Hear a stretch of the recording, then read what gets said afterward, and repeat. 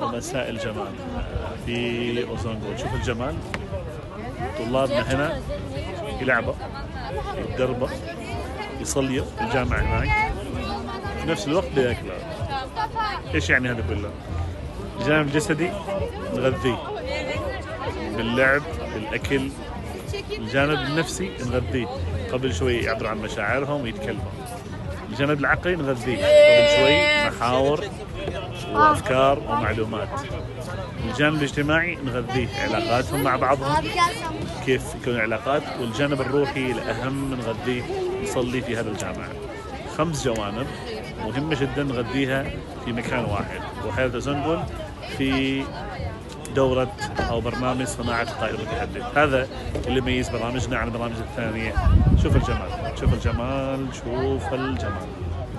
أجواء وفكر وعلم ومعرفة وتفاصيل أخرى ربما لم تذكر.